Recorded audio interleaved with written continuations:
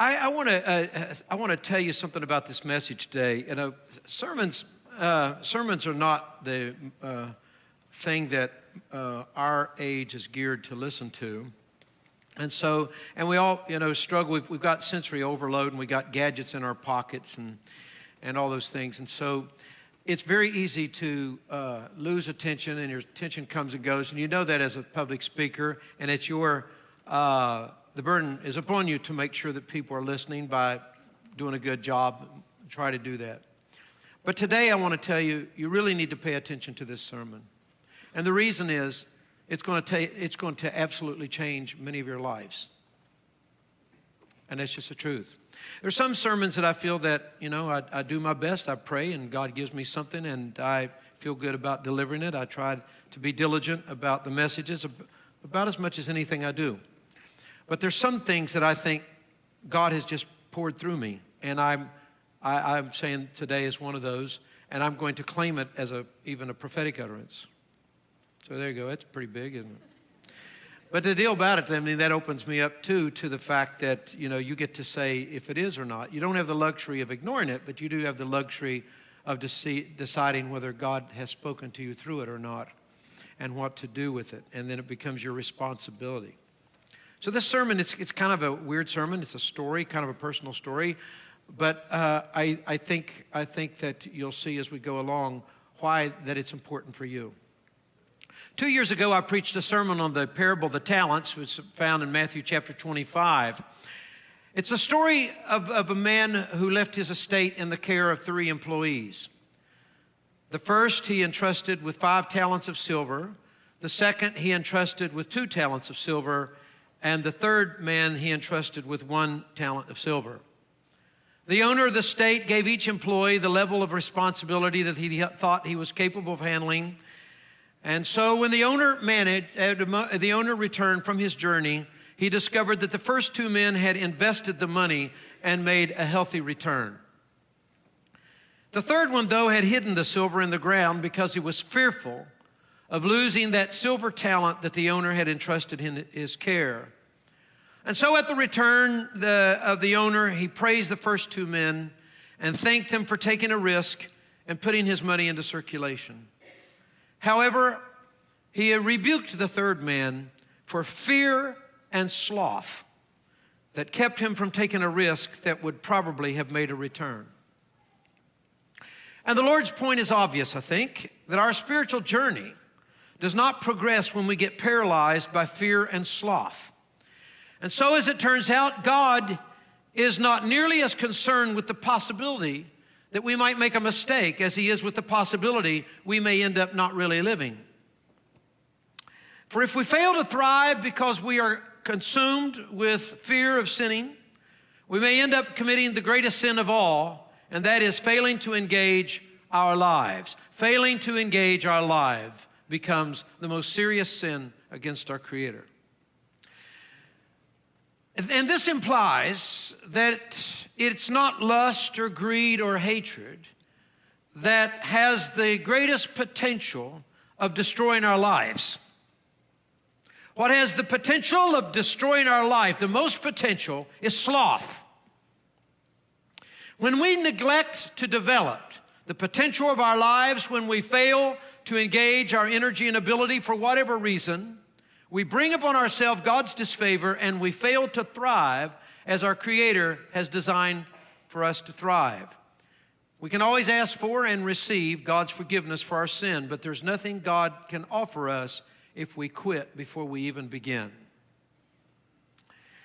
This week, a visitor to our church I was talking to them about this sermon, like, well, what are you doing? And I'm preparing a sermon. What's it going to be about? And I said a little something. And so this lady said, there's something at the end of this parable I think you need to pay attention to. And I'd never noticed this. But what the master says at the end of this story is, to the ones who invested his assets, that is, enter into the joy of your master. Enter into joy. Enter into the joy of your master. And what the master means is that real participation in his work and life becomes the means by which we connect to our own purpose and meaning of life, which results in that deep sense of satisfaction that we call joy. Risk may involve putting up with all kinds of challenges and discomfort. But it also brings joy. Fear and sloth, on the other hand, may help you avoid failure and embarrassment, but the emotional numbness of playing it safe will rob you of the deepest pleasures that life can bring you. But back to my sermon just 2 years ago. I had barely finished my message when Steve Malden came to the front of the church and confronted me. Those of you who know Steve know he doesn't have trouble doing that. He's gifted. That's his gift. So he says, "When's the last time you wrote a song?" "Oh, a few years ago," I said. He said, "Make that about 20. And he said, "How can you preach that sermon with a straight face?" Well, I said, "Steve, you know, people are writing different kinds of music than I did back in the day when I was doing music." "Oh," he said, "I know that. You know," he said, "I've had to relearn how to produce music, and it's been a lot of pain and aggravation. But I didn't quit." Well, so I said, "Well, Steve, you know, I do other things. I've got lots of things like pastoring a church." And he said, "Yeah," he said, "I get that." But he said, "You know, the man with the 5 talents didn't neglect any of his talents. He didn't put one of them in the hole and the other, you know. Do you have the option," he said, "of neglecting your talents? You write songs. It's one of the things you do. I don't think it's okay to stop doing that." So anyway, Steve said, "I'll tell you what," as we finished eating, you know, and he said, he just pressing his point, he said, "I'll tell you what, I'll produce a project for you if you'll just write some songs." And he said, "A lot of musicians around town will help, and we'll all give the proceeds to retiring our church debt and getting on with its mission. And everyone in the church," he said, "if everyone in the church will follow your example and renew some talent that they've buried, we can pay for the mission of our church that God is calling us to do." And he said it just released a lot of things in the church. So anyway, the months went by, and Steve kept pressing his idea. So I wrote a song or two. But I discovered that it's difficult to dig up a talent that you've buried. And so a year went by. And Steve one day said to me, "It's crunch time." He said, "I need all your songs by," and he gave me a date.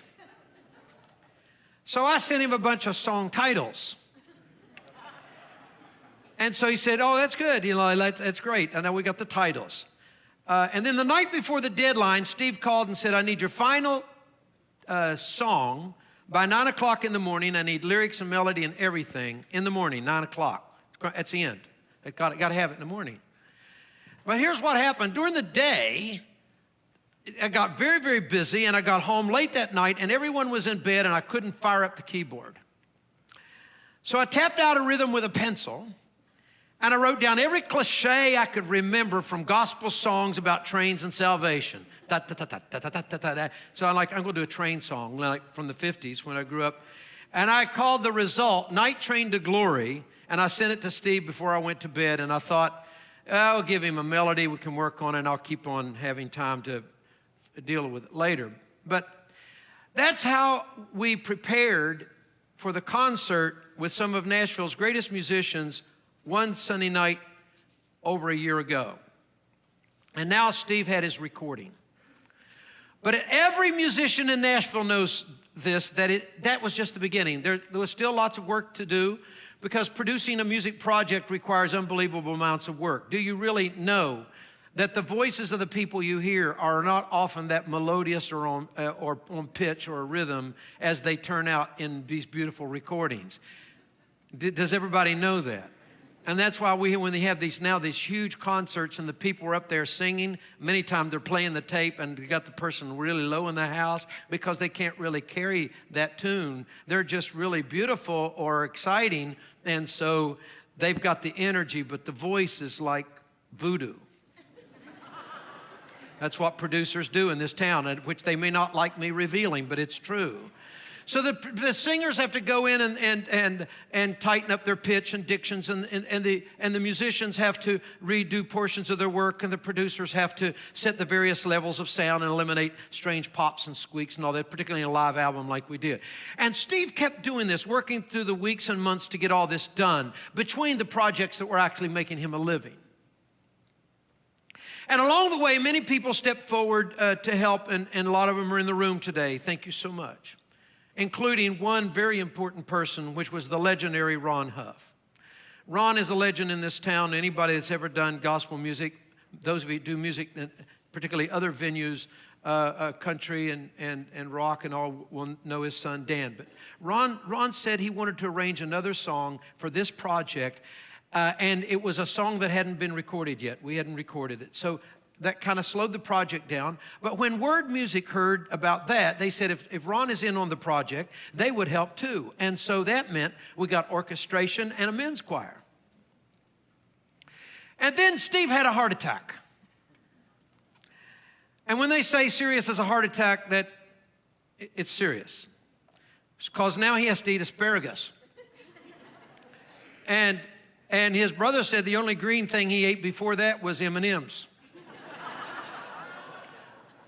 Because Steve did not know that asparagus existed, and now he does. And you can bring him some tonight in a can if you like. That would be appreciated. I know it will, and he'll thank you for it. And you'll get to meet him and enjoy his humor. But Steve had his brother Russell to come in and help, and had to watch from the sidelines for several weeks as he had major surgery and then spent time recovering, and just as he was healing, his father passed away. Meanwhile, in all this time, a great designer stepped forward, a photographer stepped forward to create this stunning jacket that would present this final CD and DVD for purchase tonight. And all along, here I was, the singer-songwriter, getting pulled along and pressed into service by all these creative and talented people, simply because I had half-heartedly agreed to dig up an old talent, a talent I should have never buried. And I discovered that my talent had grown rusty and moldy, not to mention outdated, but that's something that you don't have to say to my face, but it was in my head anyway.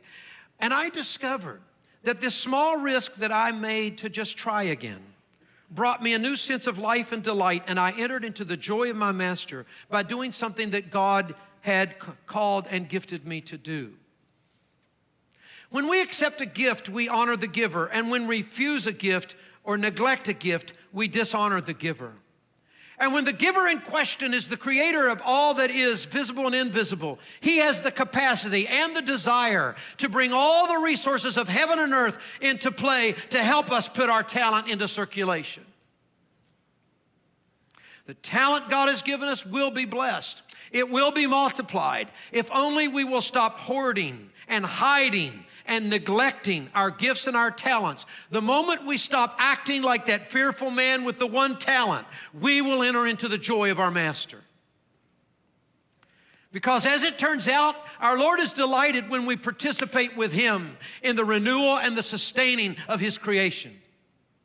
God doesn't intend for us to hide our candle under a bushel or to bury our gift in the ground. He wants us to flourish by using the gifts he has given us. And when we do, we feel that emotion of knowing we are doing what we were created to do, and that is the emotion we call joy. In today's reading, the Apostle Paul tells us that God has given each one of us gifts, every single one of us, given gifts to all of his people. And he goes on to say that each must use that gift according to the grace given to us, or in proportion to our faith. He says a similar thing in 1 Corinthians 13, 14, and 15. 12, 13, 14, And in both Romans and in the Corinthian passage, the Apostle Paul reminds us that the health of the church depends on each member of the church making that unique contribution that God has equipped that person to make. And that means that Paul's teaching here is nothing more than an extension of what Jesus had already taught in the parable of the talents. Now, from time to time, we witness a season when a church celebrates the flowering of the gifts of the Holy Spirit and frees its people to manifest the gifts of the Holy Spirit. And I saw this occur in Latin America as a teenager. The grace of God fell upon poor and marginalized people. And in a short amount of time, great multitudes of people began to flourish. They learned how to read. They built buildings, school buildings and church buildings. They sent their children to colleges. And in 3 generations, I've watched in my own lifetime, entire towns were lifted out of poverty and despair. And God did all of this. But God's people encouraged one another to accept and act upon what God was doing.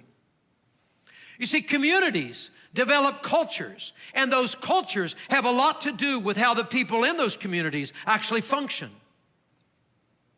Some communities, and by communities I mean families and churches and towns or regions of the country, encourage their people to grow.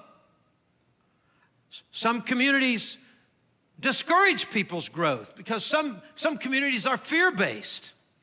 Communities like that suppress and ridicule and restrict the expressions of people's gifts and talents and passions. Other communities are faith-based, and those kinds of communities encourage and advance their people's gifts. Now, what I want you to ask yourself this morning is, what kind of community do you want to belong to? What kind of community do you want to hang out with? Because as much as you are able, you want to avoid belonging to any community that suppresses or discourages your growth and development in God and in life. You want to belong to a community that promotes and celebrates your continual growth in God and in life. We've been reading the story of Abraham. You have an obligation to step out of your community if your community has so much inertia that it keeps you from flowering as an individual made in the image and the likeness of God. If the software in your community is wrong, whether your family or in the little town that you grow up in or in the church that you're in, you have an obligation to step out from that so that you can grow in God and become all that God wants you to be. Now, you can't step out in arrogance or hatefulness because you've got to serve back. But the way we serve back the communities that we came from, and that we bless them by being other than what they are in those areas that suppress the image and the likeness of God in humanity. We have no obligation and no out of some sense of twisted loyalty to those communities that formed us when they are suppressing us, putting a lid on us, keeping us back, holding us back from all that God wants to do to bring redemption, glory, and flowering into our lives.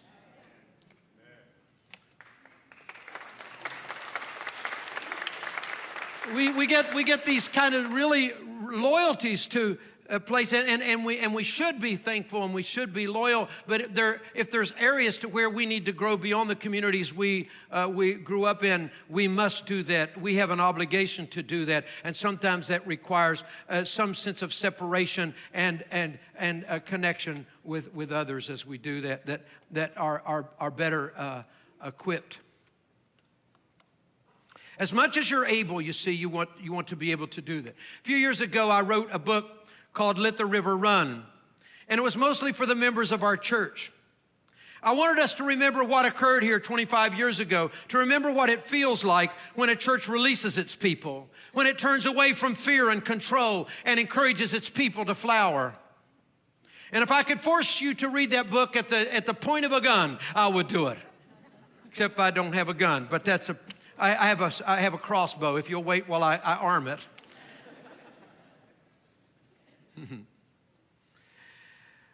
I want you to know that churches have a choice about what kinds of community they will be.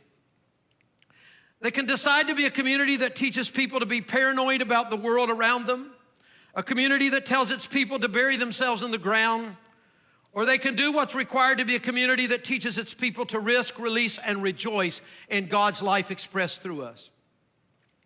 Patricia Cross was in the paper this week, and she happens to be one of the people mentioned in my book. The newspaper told her story about how she uses dance to lift people out of poverty and despair. 15 years, Patricia Cross has been dancing and teaching children to dance that can't pay for dance lessons, and she sets them ablaze, and many of them now have found placement in colleges and the arts and have been able to be lifted out of circumstances that were very difficult and challenging. And she has done this on the edge of our city life, outside of the limelight. And I was so delighted that the Tennessean told her story this week. Dave Ramsey was on CNN the other night, telling people once again how to get out of debt. Are you stupid? You're going to keep using those credit cards? Duh, bub. You're going to have to quit using that credit card. Now, both of these people, Dave and Patricia Cross, they're both equally successful. One well-known and one not so well-known, both equally successful, and I admire them equally. Because both of these people developed their gifts in this church during a season when we were encouraging everyone to develop their gifts, and they responded to that call. I wrote the book, Let the River Run, to remind the people of this church of the wonderful things that happened back then.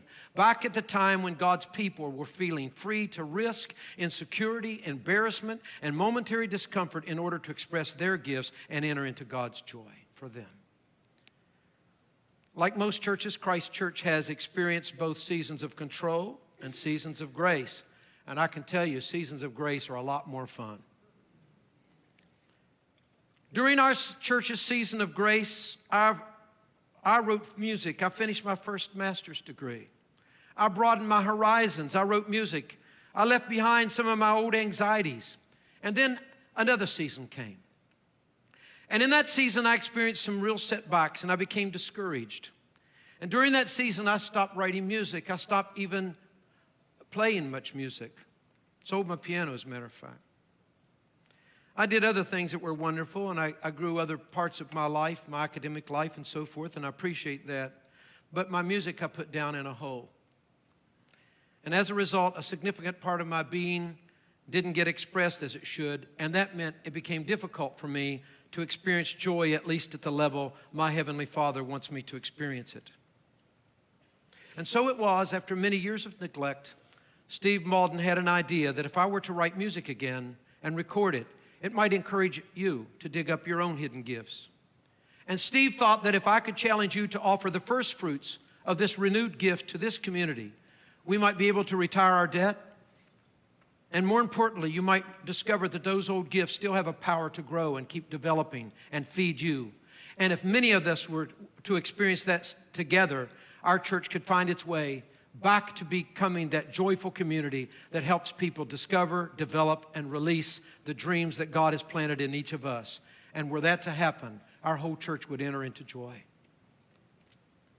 You need to know something else. When I began to write for this project, our church was experiencing considerable distress. I had become very discouraged with my ministry and even with my faith. I've had some of the really, really dark days of just saying, what's all of this about? I had written Let the River Run to express my hopes for the future of this church, and it wasn't supposed to be merely a book about the past. And it seemed to me that very few people were interested in the future I was envisioning or the past I was remembering. We seemed paralyzed by fears and insecurities, so I didn't feel like writing any songs. I kept thinking about gifts I didn't have and gifts I thought the church needed. And this is such an important point I want you to know. I prayed often during this time, Lord, I am not capable of leading this church in this season. It's too complex. And the gift mix I have is simply not the right gift mix. People are not plugging into it. And I just felt massive waves of rejection. Some of that was true, and some of it was my own self-perception, in my own perception. But that's the way things always are.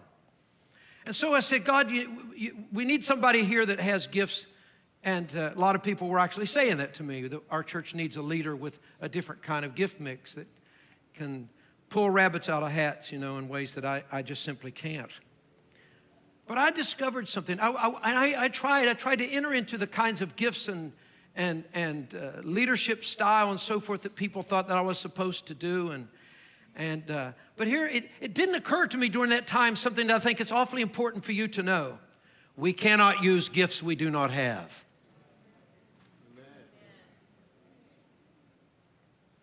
We can only use the gifts we do have. And be your gift ever so modest.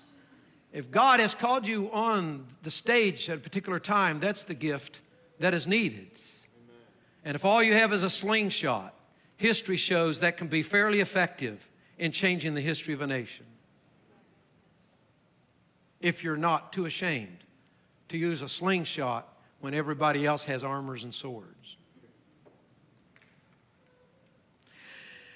And if we fail to use the gifts we have, we don't get any more gifts. We only get more gifts according to this story, the parable of the talents. We only get more gifts if we keep developing the gifts we already have. But if we do, we can set into motion our gifts, however modest and insignificant they may be at the time, and God will use them to great effect. Christy Sutherland helped me write the song that I read, that I sang earlier, He is a Fire.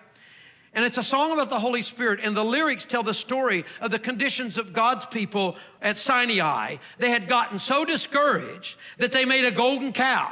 They'd given up on God and decided to worship a golden cow. Hence, holy cow. But our lyrics reminds us God's promise was firm. He kept his word. He's a God who doesn't change. And the second verse talks to people listening to the song and speak to our circumstances. Listen, you may be crossing Jordan into some brand new land, and the fear and the fog are so heavy and dark you can't see his mighty hand. But sometimes the way forward is not something you can understand, but he goes before with a shout and a roar to unfold his wondrous plan. And that's exactly what happened on this project. God sent Steve to tell me to dig up my talent. And even though the fog and the fears seemed heavy and dark at the time, and I couldn't see God's hand, and I didn't see the way forward, that was something I couldn't understand, but God had already gone before with a shout and a roar to unfold his wondrous plan. God had musicians ready. He had a great photographer ready. He had wonderful engineers ready. He had one of Nashville's legendary arrangers ready, somebody who said he retired years ago. So God had plenty of resources all around, ready to advance his plan for me and for this church. So here's a question. What was stopping everything? Well, one of the reasons was my reluctance to dig up my talent. Not somebody else's talent, my talent. You see, we don't know what our talents will ultimately accomplish unless we put them into circulation.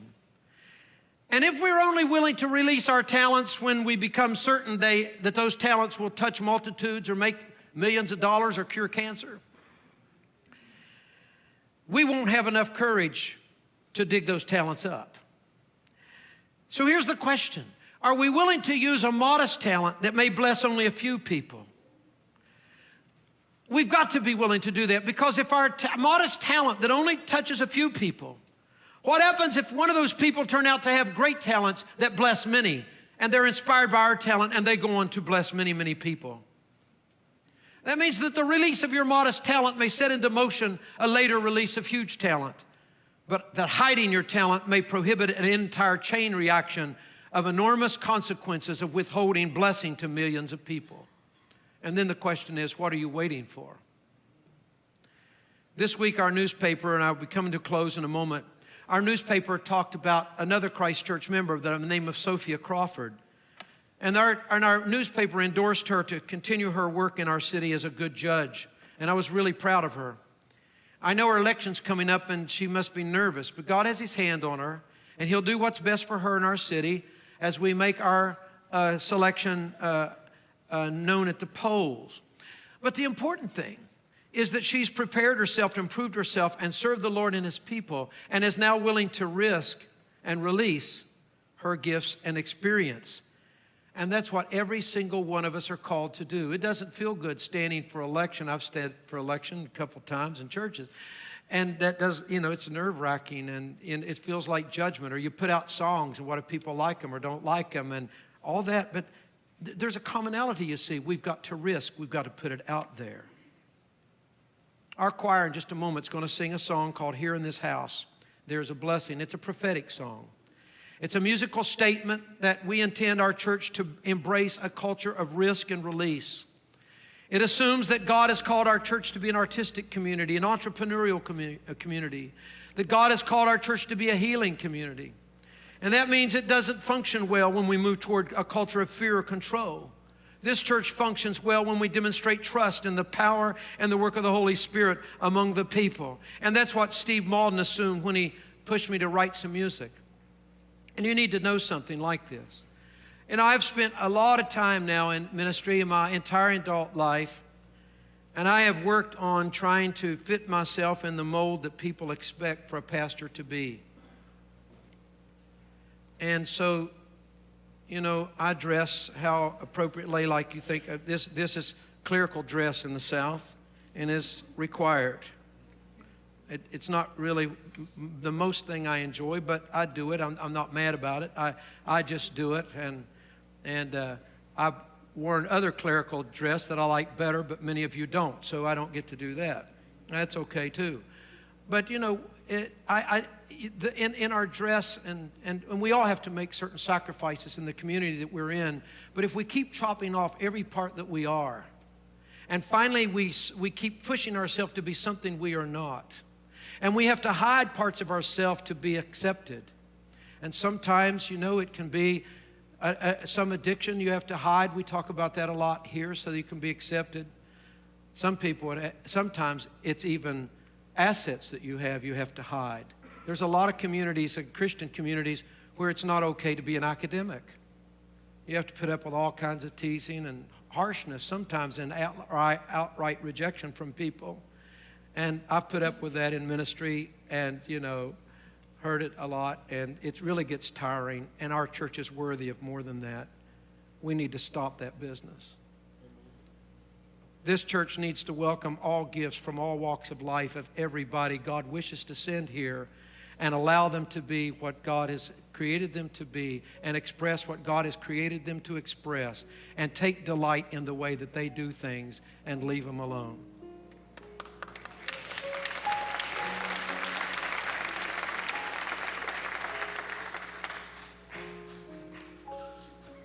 What's God calling you to do? What gifts does He want you to dig up?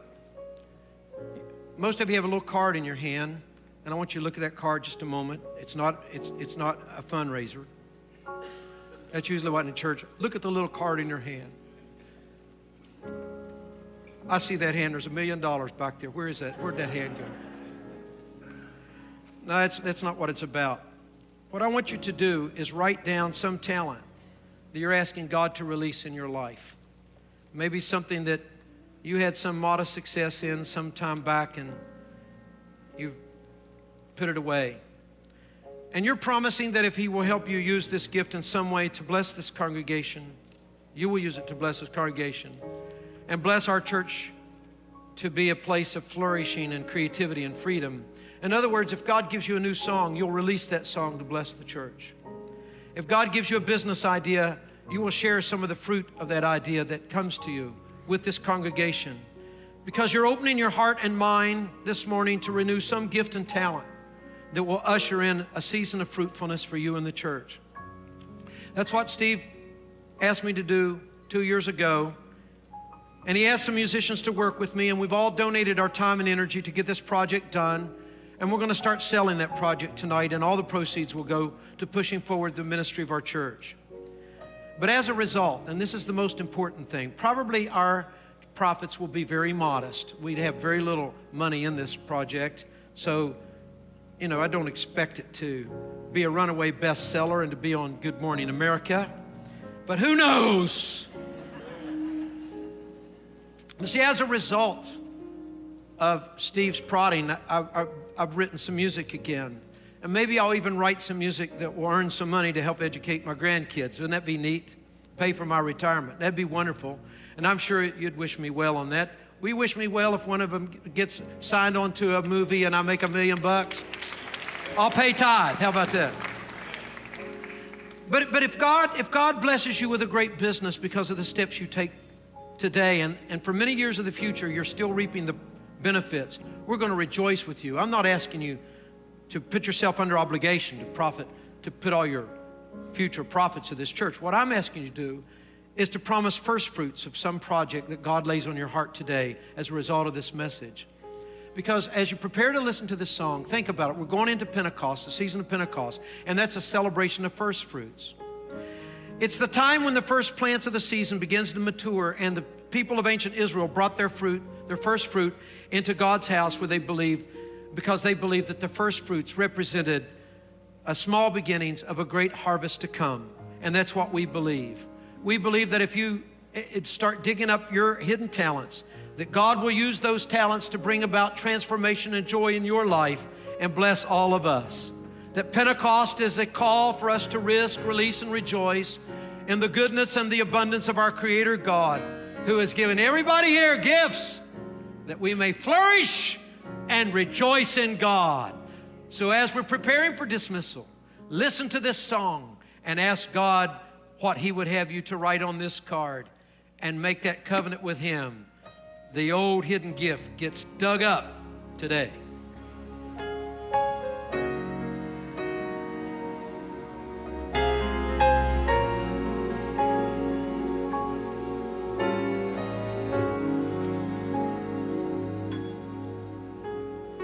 We've gathered here in faith we believe. We lift our voices, His praises we sing. Whatever we need, our God will provide. The Father is waiting with arms open wide. Here in this house, there is a blessing. Here in this house, He's given a song. Here in this house, refreshing anointing, filling our hearts with perfect love. There's mercy and grace falling like rain here in this house.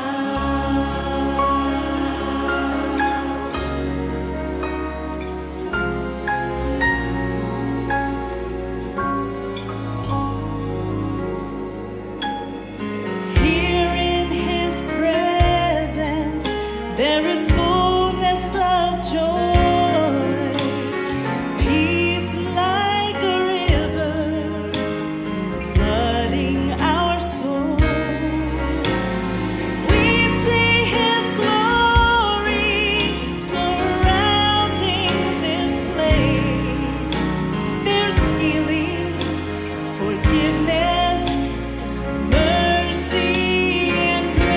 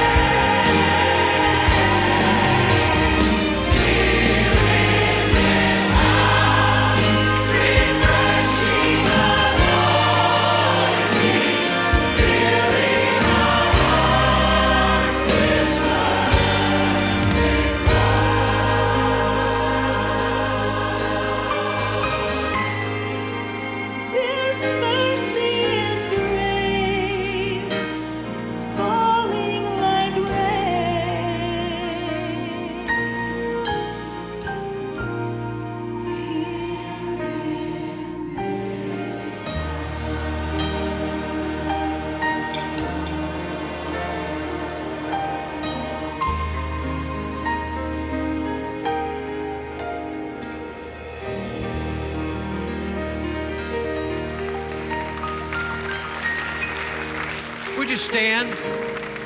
Okay, everybody look over here in this section. We have a whole bunch of young ladies here that are godly, good people, and they worship, and they're just such delightful folks.